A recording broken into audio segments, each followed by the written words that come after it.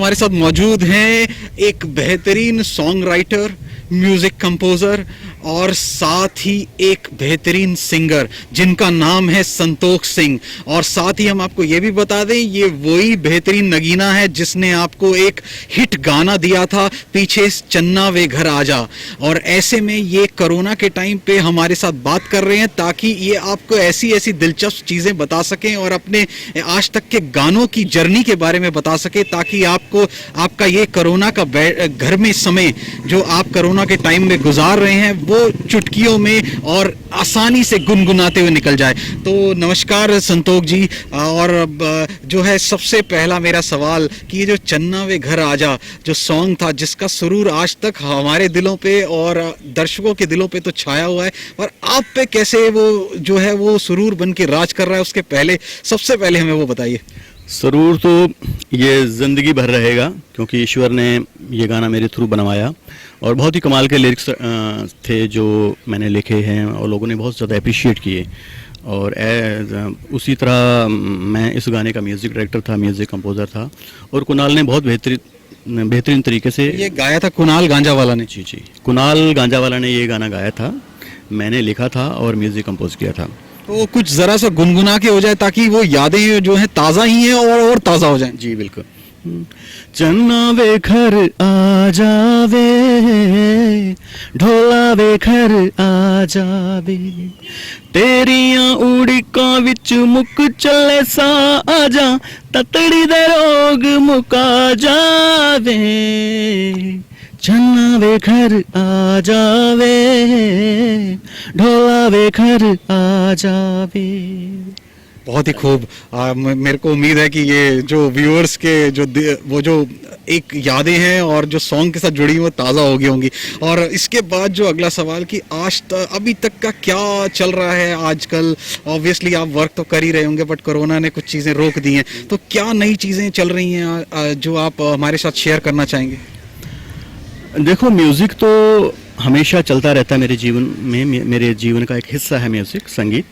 Music में उठना, music में बैठना, म्यूज़िक सुनना, खाना पीना, सब कुछ म्यूज़िक ही है, यूँ समझो कि म्यूज़िक ही मेरा जीवन है। और कोरोना है ये तो महामारी है, पूरी विश्व के साथ हम लोग भी उनके साथ में हैं, पूरा विश्व कोरोना महामारी से लड़ रहा है। बस ये इससे डरने की कोई ज़रूरत नहीं है, घबराने की कोई ज़रूरत नहीं। मुझे लगता है कि जितने भी लोग अपसेट हो रहे हैं या ज़्यादातर मर रहे हैं, कहीं ना कहीं उनके दिल में डर है, बहुत ज़्यादा डर है। तो डरे ना। तो इस डर को हटाते हुए क्या उनको बताएं ताकि वो जो है और आपके गानों के जरिए से या क्या नया क्या कर रहे हैं आजकल आप जो है उनको पता तो लगे कि जो संतोष जी हैं वो घर पे बैठ के अभी आगे आने वाले टाइम में एक बम फोड़ने वाले हैं नए सॉन्ग का। मैंने देखो घर बैठे बैठे एक और गाना मैंने बनाया है, कंपोज किया है। हालांकि मुझे काफ़ी टाइम लगा क्योंकि स्टूडियो जा नहीं सकते हम लोग, शूट के लिए बाहर नहीं जा सकते, गाना रिकॉर्ड करने के लिए बाहर नहीं जा सकते, तो बहुत सारी समस्याएं थी। लेकिन उसके बावजूद भी मैंने घर पे बैठे बैठे एक गाना बनाया है, वो भी जल्दी 5-7 दिन के अंदर मैं रिलीज़ करने वाला हूँ। और आज तक के जो बॉलीवुड के आपके कुछ हिट सॉन्ग्स हैं उनके बारे में, और पंजाबी इंडस्ट्री में जो हिट सॉन्ग्स हैं उनके बारे में कुछ जो भी मतलब एक आपके दिल पे जो राज करते हैं, आपके दिल के पास है, उसके बारे में कुछ बताइए। मेरा एक बहुत फेवरेट गाना है चन्ना, भी नो डाउट लोगों ने बहुत ज़्यादा पसंद किया, बहुत ज़्यादा प्यार दिया। और ये तो एक सिंगल म्यूजिक एल्बम का था, तो प्राइवेट था। और उसके अलावा जो बॉलीवुड इंडस्ट्री के लिए और पंजाबी इंडस्ट्री के लिए जो सॉन्ग गाए हैं और लिखे हैं उनके बारे में कुछ? जैसे एक मेरा गाना था, थोड़ा हरियाणवी टच का गाना था, हैप्पी बर्थडे बेबी बैठ खटोले में तेरा हैप्पी बर्थडे मनाएंगे। तो ये विवेक ओबरॉय जी की एक फिल्म थी, विवेक ओबरॉय इसमें हीरो थे और संजय खंडूरी जी उस फिल्म के डायरेक्टर थे। फिल्म का नाम था किस्मत लव पैसा Delhi, KLPD।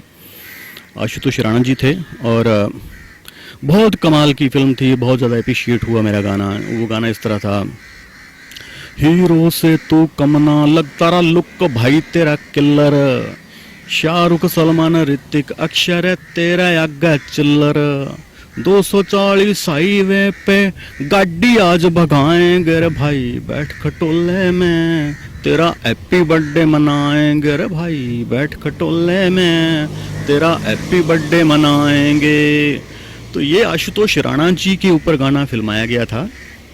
Ashutosh Rana ji negative role play कर रहे होते हैं, संघर्ष शायद मूवी में थे। अच्छी आशुतोष राणा जी कमाल के एक्टर हैं, उसमें कोई शक नहीं।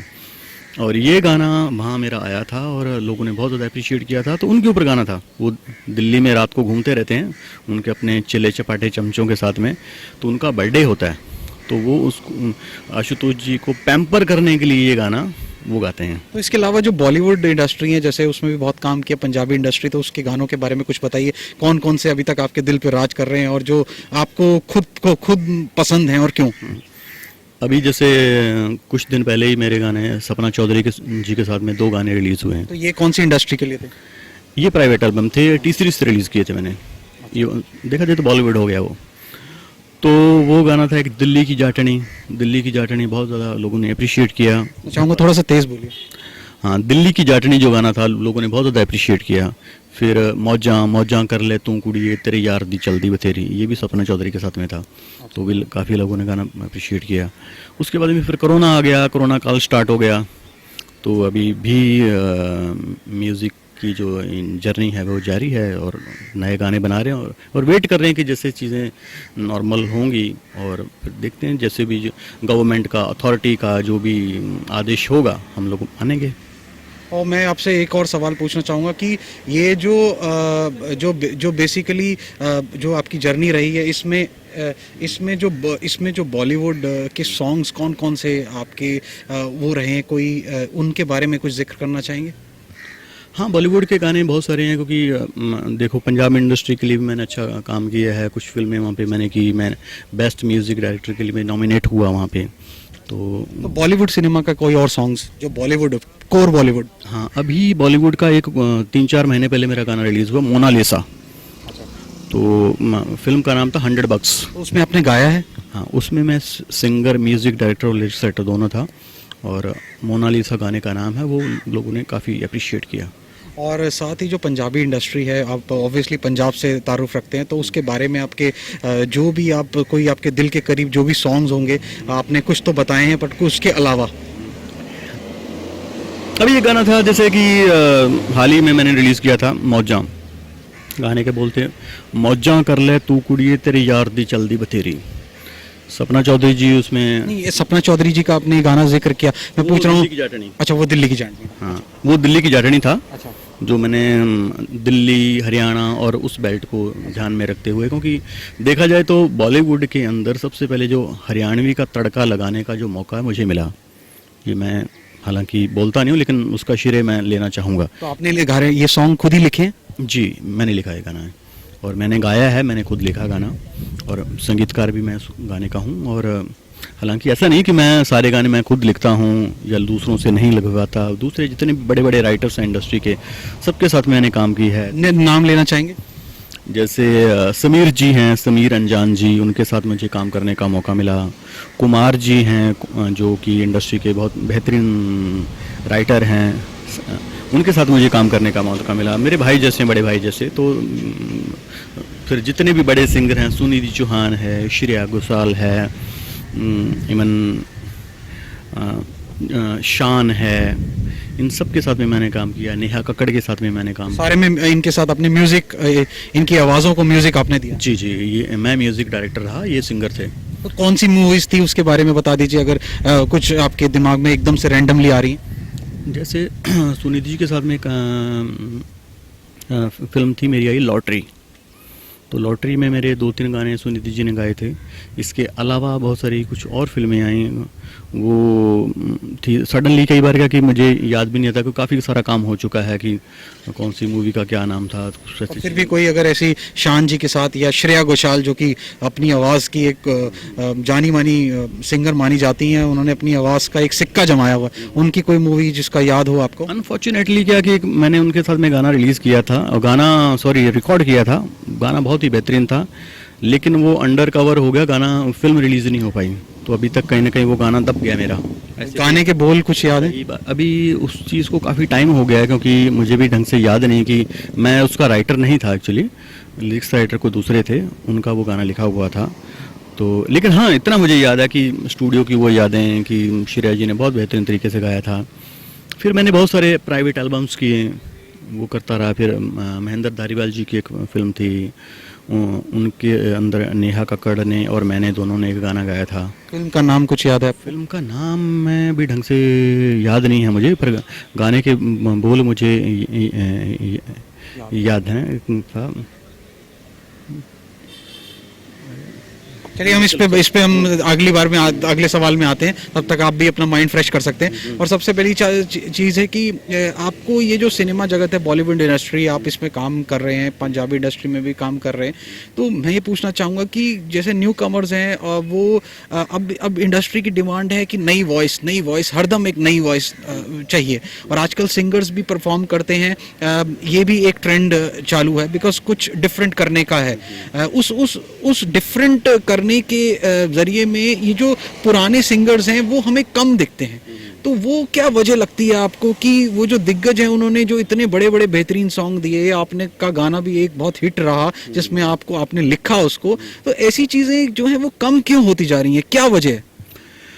कारण कुछ नहीं है, क्योंकि जितने भी बड़े स्टार सिंगर्स हैं, हालांकि सबको मालूम है कि स्टार सिंगर कौन है, तो वो लोग पिछले 30 सालों से, 25 सालों से या 50 सालों से लोग उनको सुनते आ रहे हैं। तो लोगों को भी कहीं ना कहीं नया साउंड सुनने की ज़रूरत है, नया साउंड सुनना उनको पसंद है, नए सिंगर्स को सुनना पसंद है, नए सिंगर्स हैं, नए कंपोज़र हैं, नए राइटर हैं, कुछ नया थॉट लेके आते हैं, तो जाहिर सी बात है ऑडियंस उनको एक्सेप्ट करती है। तो हम क्या मतलब जब नया आ जाता है तो पुराना को काम कम हो जाता है, या उनकी अपनी विश होती है उन सिंगर्स की?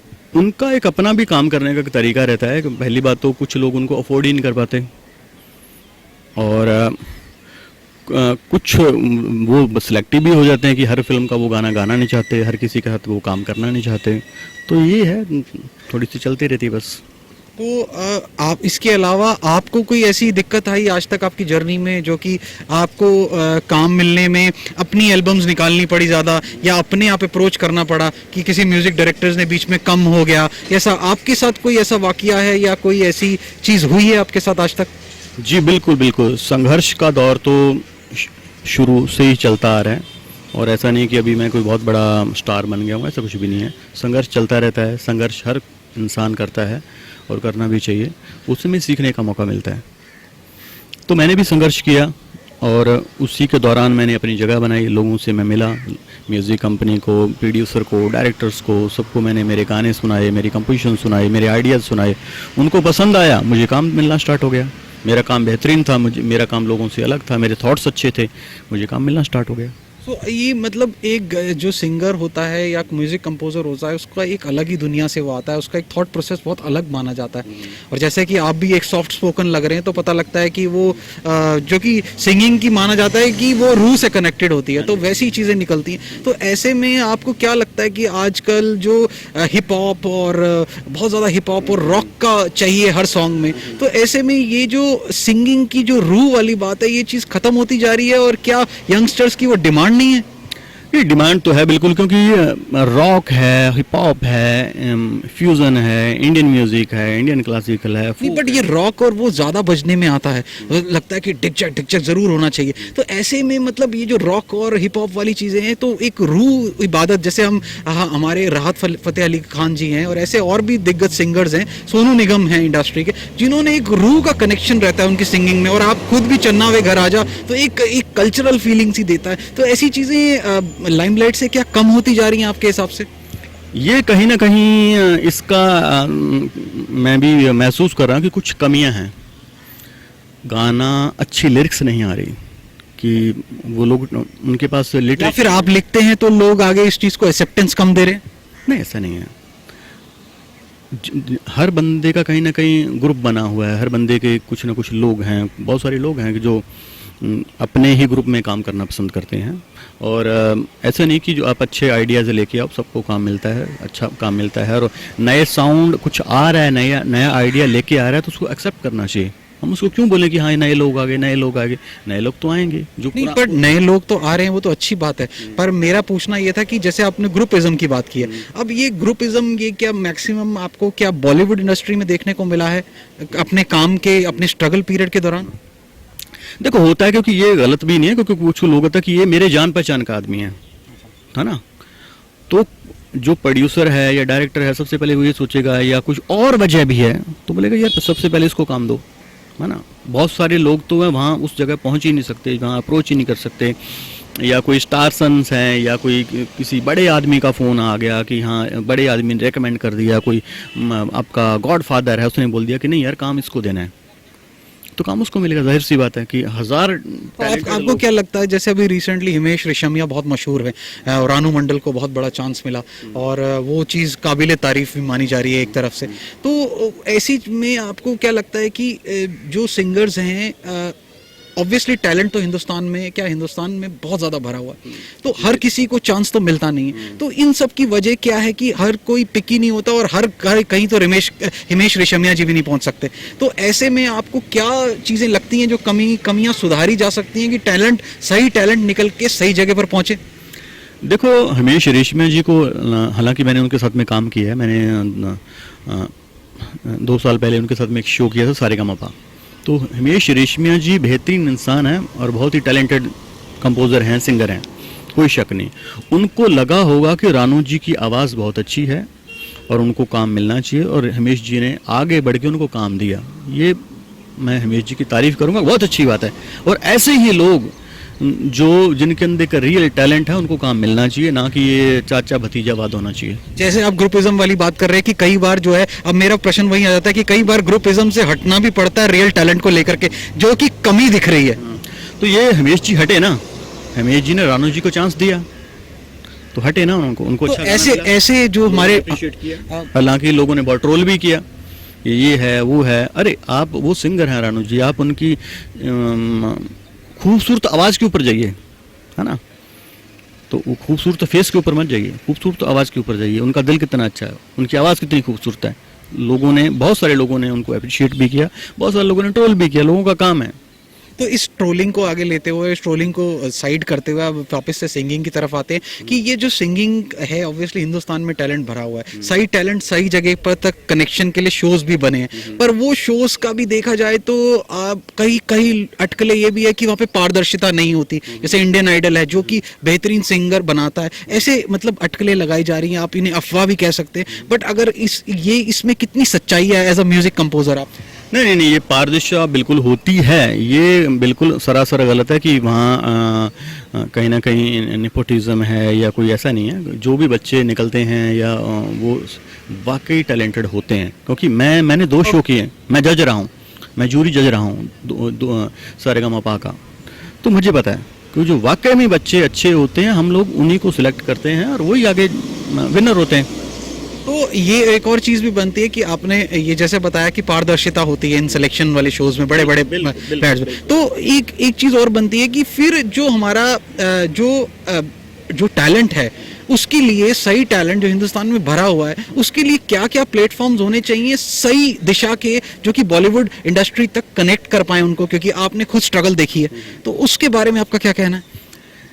कई बार क्या होता है ना कि जैसे बच्चे हैं, 10-10 साल के बच्चे हैं, बच्चे सबको प्यारे लगते हैं, उस वक्त वो बहुत अच्छा गाते हैं, और कहीं ना कहीं बाद में जैसे बड़े होते हैं, कॉलेज में जाते हैं, कहीं ना कहीं मिसगाइडेड हो जाते हैं, उनको लगता है कि हम स्टार बन गए, है ना, छोटी उम्र में उनको स्टारडम दिखा दिया जाता है। क्या बॉलीवुड इंडस्ट्री कोई ऐसा प्लेटफॉर्म दे सकती है सीधी कनेक्शन के लिए इन शोज के अलावा? नहीं, उसके अलावा तो फिर बॉलीवुड फिल्में हैं, प्राइवेट म्यूजिक है, एक्सेप्ट करो, क्योंकि आपको क्रिएटर मिलना चाहिए। प्लेटफॉर्म पहले इनको प्रूफ करना पड़ेगा ना, जैसे इंडियन आइडल के प्लेटफॉर्म या सारेगामापा के प्रूफ करने के लिए मिलते हैं, उसके बाद उनकी डेस्टिनी या जो भी चीजें उन्हें लेकर के जाती है। तो म्यूजिक रिकॉर्ड कंपनी है, आप उनके पास जाइए, अपने गाने सुनाइए। क्या ना, बात क्या है, क्रिएटर नहीं है यहाँ पे, हीरो हर कोई बनना चाहता है, अच्छी फिल्म लिखना नहीं चाहता, है ना, अच्छा गाना हर कोई गाना चाहता है, लेकिन अच्छा गाना कोई बना नहीं सकता, है ना, तो अच्छा गाना बनाने वालों की कमी है, अच्छा गाना बनाने वाले हर किसी को अपना गाना देते भी नहीं है। मैं आपसे चलो आगे अपने सवाल को लेता हुआ कि ये जो ऑब्वियसली सिनेमा जगत में आप देख रहे हैं, क्लोजली देख रहे हैं, काम भी कर रहे हैं, शोज भी कर रहे हैं, तो कौन से ऐसे बेहतरीन म्यूजिक कंपोजर्स हैं जो जिन्हें आप पर्सनली लाइक करते हैं, और कौन से ऐसे सिंगर्स हैं जिन्हें आप पर्सनली लाइक करते हैं? जी, मैं तो सबको पसंद करता हूँ, हर किसी के अंदर एक अपनी खूबियाँ होती हैं, अपनी यूनिक आवाज़ होती है, लिखने का अंदाज़ होता है, उनका एक अपना कल्चर होता है, लिटरेचर होता है। हिंदुस्तान के अंदर बहुत सारे कल्चर्स हैं। फिर भी आपके जो फेवरेट हैं जिन्हें आप सुनते हैं? मैं अभी जैसे फिलहाल जो जिसको मैं सुनता हूँ नए में, Arijit Singh is my favourite, Sonu Nigam ji, Shaan ji, Sunidhi, Shreya Ghoshal, Neha Kakkar. और म्यूजिक कंपोजर्स?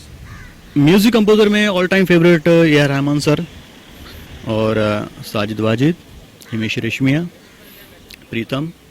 तो आपने जो अपना म्यूजिक सीख, इसमें आ जाता है जब म्यूजिक कंपोजर की बात आती है तो इसमें आ जाता है कहाँ से सीखा आपने अपना म्यूजिक, जो जिसकी दुनिया में आपने कदम रखा, कहाँ से आपने शुरुआत की? सबसे पहले मैं जैसे स्टडी कर रहा था तो मेरे टीचर थे नवाब खान साहब, मैंने वहाँ से म्यूज़िक सीखना स्टार्ट किया, कई साल वहाँ पे सीखा। वहाँ कहाँ पे थे वो? राजस्थान में।